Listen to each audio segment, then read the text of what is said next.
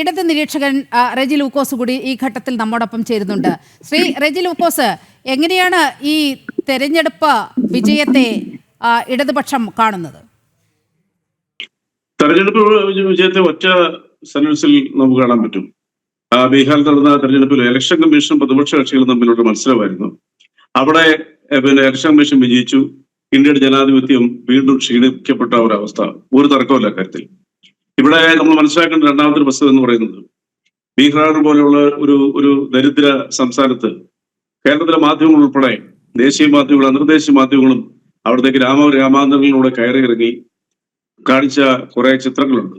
അത് ഇപ്പോൾ കഴിഞ്ഞ 4 ദിവസം മുമ്പ് ഐക്യരാഷ്ട്രം പുറത്തുവിട്ട പോവർട്ടി ഇൻഡെക്സിൽ 157ാമത്തെ സ്ഥാനമാണ്.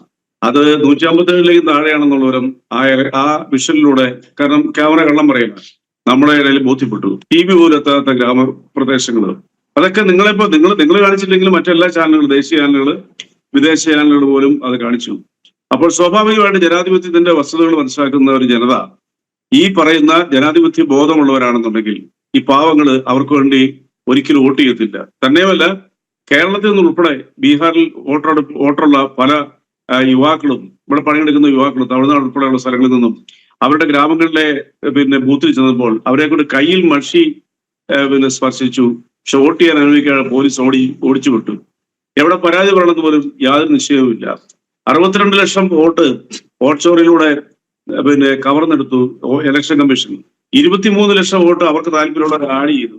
ഇപ്പോൾ നിലവിലുള്ള വോട്ടേഴ്സ് ലിസ്റ്റിലേക്കാളും 3.5 ലക്ഷം വോട്ട് അവിടെ കൂടുതൽ പോൾ ചെയ്തു. അപ്പൊ സ്വാഭാവികമായിട്ട് ഇന്ത്യയിൽ ജനാധിപത്യം എന്ന് പറയുന്നത് ജനങ്ങളുടെ വോട്ടവകാശത്തിലൂടെ നടക്കുന്ന ഒരു പ്രക്രിയയല്ല എന്നുള്ളവരും കഴിഞ്ഞ ലോക്സഭാ തെരഞ്ഞെടുപ്പ് ഇങ്ങോട്ട് വളരെ വ്യക്തമായിട്ട് തെളിവുകൾ ചെയ്ത് നമ്മുടെ മുമ്പിലുണ്ട്. ഉദാഹരണത്തിൽ ഒന്ന് തൃശ്ശൂര്. അപ്പൊ അതുകൊണ്ട് നമ്മൾ നേടിയെടുത്ത ജനാധിപത്യം ഇനിയും മിഷനിലൂടെയും ഇലക്ഷൻ കമ്മീഷന്റെ ഔദാര്യത്തിൽ നമ്മൾ അതിലൂടെ തന്നെ യാത്ര ചെയ്യുന്ന ഒരു സാഹചര്യത്തിലേക്ക് വന്നു എന്നുള്ളവരും നിസ്സംശയം പറയും. ഞാൻ അതിലാണ് കൃത്യ കണക്കുകൾ നിങ്ങളോട് പറഞ്ഞത്. അപ്പൊ അതുകൊണ്ട് ഇന്ത്യയെ സംബന്ധിച്ചോളം കഷ്ടിച്ചിരി കേരളത്തിലെങ്ങാനും ഈ പ്രയോഗങ്ങൾ നടത്തുമോ? കാരണം വെച്ചാല് പഞ്ചായത്ത് തെരഞ്ഞെടുപ്പ് പ്രഖ്യാപിക്കുന്നതിന്റെ 3-4 ദിവസങ്ങൾക്ക് മുമ്പ് തന്നെ SIR ഇവിടെ അടിച്ചേൽപ്പിച്ചത് നിശ്ചയമായിട്ടും ഇന്ത്യ മുഴുവൻ ആ രീതിയിലേക്ക് കൊണ്ടുവരുന്നതിൽ യാതൊരു തർക്കമില്ല. ഇനി മറ്റൊരു വസ്തുത, ബീഹാർ എന്ന് പറഞ്ഞ സംസ്ഥാനം കഴിഞ്ഞ 20 വർഷമായിട്ട് ഈ ലോകം കണ്ട ഏറ്റവും വലിയ കാര്യവാരി, ഈ ലോകം കണ്ട ഏറ്റവും വലിയ തെരഞ്ഞെടുപ്പ് എന്താ പറയുക കുതന്ത്രക്കാരനായ നിതീഷ് കുമാറാണ് ഭരിക്കുന്നത്. ആ നിതീഷ് കുമാർ കഴിഞ്ഞ 5 വർഷം കൊണ്ട് തന്നെ 9 തവണ രാജിവെച്ച കാര്യവാരിയാണ് അയാളോട് ഭരിക്കുന്നത്. നിതീഷ് കുമാർ എന്ന് പറഞ്ഞ വ്യക്തിയെ കുറിച്ച് പോലും ബീഹാറിന്റെ ഗ്രാമപ്രദേശങ്ങളിൽ പട്ടിണി കിടക്കുന്ന മനുഷ്യര് പറഞ്ഞ വാക്കുകളൊക്കെ നമ്മുടെ ചെവിയിലുണ്ട്. പിന്നെ കുറെ ഗ്രാമപ്രദേശം അതുപോലെ നഗരങ്ങളൊക്കെ കുറച്ച് മോഡിഫൈ ചെയ്തിട്ടുണ്ടെന്നാണ് പറയുന്നത്. അങ്ങനെയുള്ള ഒരു സംസ്ഥാനത്ത് 8 കോടി ജനങ്ങളുള്ള ഒരു സംസ്ഥാനത്ത് 6.25 കോടി വോട്ട് രേഖപ്പെടുത്തിയപ്പോൾ സംഭവിച്ചതിന്റെ ചിത്രമാണ് ഞാൻ ഈ പറയുന്നത്. ഇനി കഴിഞ്ഞ ദിവസം രാത്രി സംഭവിച്ചെന്താ, അവിടെ 1951 ശേഷം ഉണ്ടായ ഏറ്റവും വലിയ റെക്കോർഡ് പോളിംഗ് ആണ് ബീഹാറിൽ ഉണ്ടായത്. ആ സത്യം മറന്നു പോരുത്. ഈ രാജ്യത്തിന്റെ തെരഞ്ഞെടുപ്പ് സംവിധാനത്തിനകത്ത് നിന്നുകൊണ്ട് ഈ സംവിധാനത്തെ വിശ്വസിച്ചുകൊണ്ട് വോട്ട് ചെയ്ത ജനതയോട് പോലും നിങ്ങൾ എന്ത് വർത്തമാനമാണ് ഈ പറയുന്നതെന്ന് മനസ്സിലാകുന്നില്ല. അല്ല, ആ ചോദ്യത്തിനുള്ള മറുപടി ഇത്രയേ ഉള്ളൂ. അവര് ഉദ്ദേശിച്ച രീതിയിലുള്ള അവരുടെ ആളുകൾ അതായത് വോട്ട് ചെയ്യുമെന്ന് പ്രതീക്ഷിച്ചവരെ 62 ലക്ഷം വരെ ഒഴിവാക്കിയതും 22 ലക്ഷം നേരത്തെ പറഞ്ഞ 23 ലക്ഷം ആൾക്കാരെ ആഡ് ചെയ്തതും. ശ്രീ റെജി ലൂക്കോസിലേക്കാണ്. ശ്രീ റെജി ലൂക്കോസ്, ഇപ്പോൾ വരുന്ന ഒരു പുതിയ കണക്കനുസരിച്ച് മഹാഗാഠ്ബന്ധന്റെ മുഖ്യമന്ത്രി സ്ഥാനാർത്ഥിയായിരുന്ന തേജസ്വി യാദവ് രാഘോപൂരിൽ 9449 വോട്ടുകൾക്ക് പിന്നിലാണ്.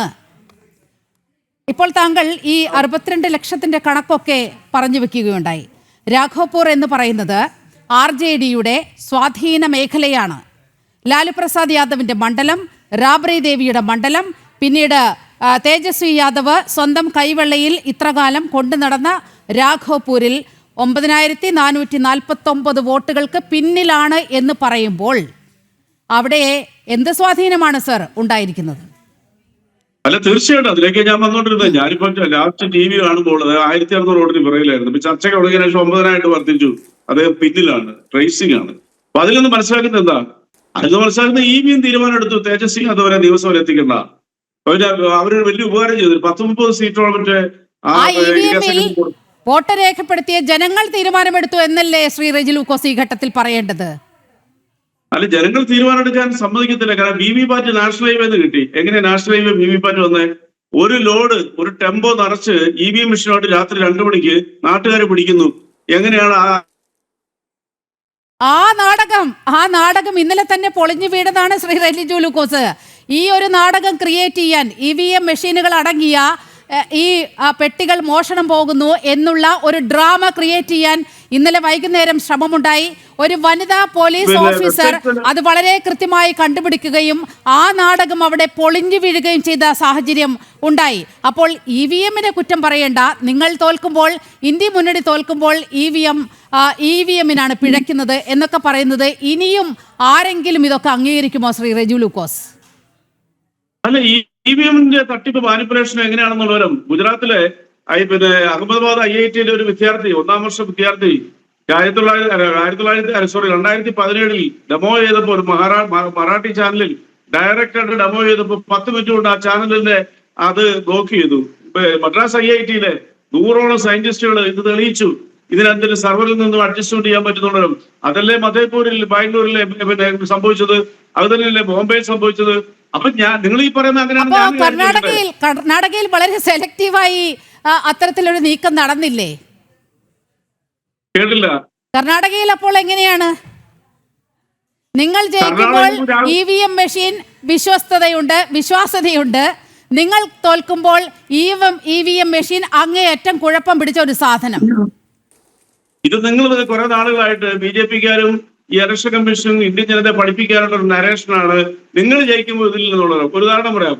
കഴിഞ്ഞ ഈ 2 ദിവസം മുമ്പ് നടന്ന എക്സിറ്റ് പോള് 11 ഗോദി മീഡിയ അവതരിപ്പിച്ച എക്സിറ്റ് പോളിൽ 170-നും 200-നും ഇടയ്ക്ക് പ്രവചിച്ച ടൈംസ് ഓഫ് അതുപോലെ റിപ്പബ്ലിക്കൻ TV പോലെയുള്ള ചാനലുകളുണ്ട്. അതെന്തുകൊണ്ടാ എക്സിറ്റ് പോളിൽ ഇങ്ങനെയാണ് ജനവിധി വന്നിരിക്കുന്നത്? അപ്പൊ നിങ്ങള് അവിടെ വോട്ട് അട്ടിമറി നടത്തുന്നത് എങ്ങനെ നിങ്ങൾക്ക് പറയാൻ പറ്റുന്നുള്ള മുൻ അഡ്വാൻസ്ഡ് ആയിട്ടുള്ള പ്ലേ ആയിരുന്നു. ഇപ്പൊ ജനങ്ങളുടെ മനസ്സിൽ സ്വാഭാവികമായിട്ടും എക്സിറ്റ് പോൾ ഇങ്ങനെയാണല്ലോ പറയുന്നത്. അപ്പൊ തട്ടിപ്പില്ല എന്ന് പറയും. എക്സിറ്റ് പോൾ നടത്തിയവരാരാ? ഗോദി മീഡിയ. അതുകൊണ്ടാണ് ആ അഡ്ജസ്റ്റ്മെന്റിലേക്ക് സാധനം പോയിരിക്കുന്നത്. ഞാനൊരു കാര്യം പറയാം. ഇതിപ്പോ ഏത് രാഷ്ട്രീയ കക്ഷിയിലെ കഴിഞ്ഞ ഹരിയാന നിയമസഭാ തെരഞ്ഞെടുപ്പിൽ എന്തായിരുന്നു? വലിയ പ്രൊജക്ഷൻ ഇന്ത്യ മുന്നണിക്ക് ലഭിച്ചിരുന്നു. പക്ഷേ ഫലം വന്നപ്പോൾ എന്തായി അവസ്ഥ? ഹരിയാനയിലെ കാര്യം വളരെ വ്യക്തമായില്ലേ? ഹരിയാനയിൽ 5 മണിക്ക് ശേഷം ഇടിച്ചു കയറിയ ആളുകൾ എത്ര ലക്ഷക്കണക്കിന് ആളുകൾ. ശ്രീ റെജി ലൂക്കോസ്, അങ്ങ് എൻ്റെ വളരെ അടുത്ത സുഹൃത്താണ്. പക്ഷേ ഇപ്പോഴും EVMനെയൊക്കെ കുറ്റം പറയുന്ന, ഈ രാജ്യത്തെ തെരഞ്ഞെടുപ്പ് സംവിധാനത്തെ കുറ്റം പറയുന്ന ഈ വിജയത്തിൽ ഒരു ന്യായീകരണവും ഈ മഹാഗഠബന്ധന്റെ പരാജയമാണെന്ന് അംഗീകരിക്കാതെ മറ്റ് കുറ്റങ്ങൾ തേടിപ്പോകുന്നതിനോട് കടുത്ത വിയോജിപ്പുണ്ട് ശ്രീ റെജി ലൂക്കോസ്. യാഥാർത്ഥ്യമായി അംഗീകരിക്കട്ടെ നാം. അല്ല നീലിമ, എന്റെ ഒരു ചോദ്യം ഇത്രയേ ഉള്ളൂ. ഇതെല്ലാം തെളിവോടുകൂടി പുറത്തു വന്ന കാര്യങ്ങളാ.